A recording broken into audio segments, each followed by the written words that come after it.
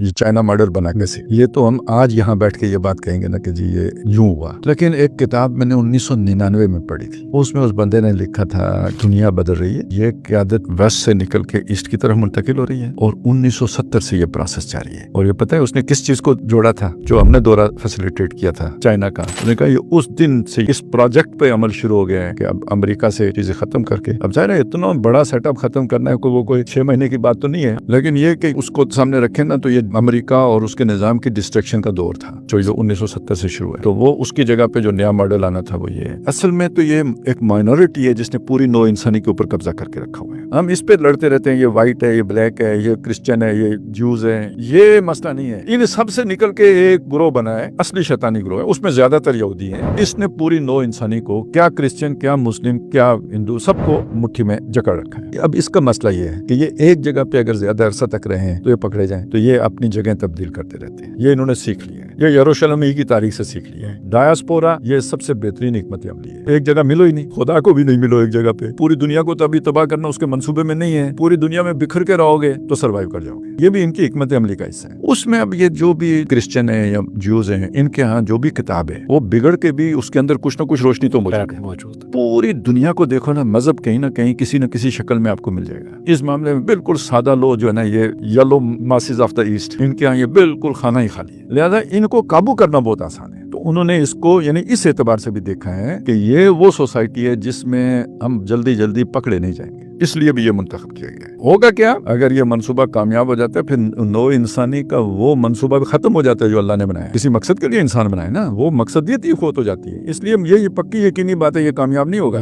लेकिन ये कि जो चीजें हो रही हैं वो असल में इस वक्त यूं हो रही, और इसके लिए चाइना को मुंतखब इसलिए किया गया है कि वो इस नूर से चूंकि बिल्कुल महरूम है, लिहाजा इनको समझने में भी बहुत देर आएगी कि हमारे साथ होगा क्या।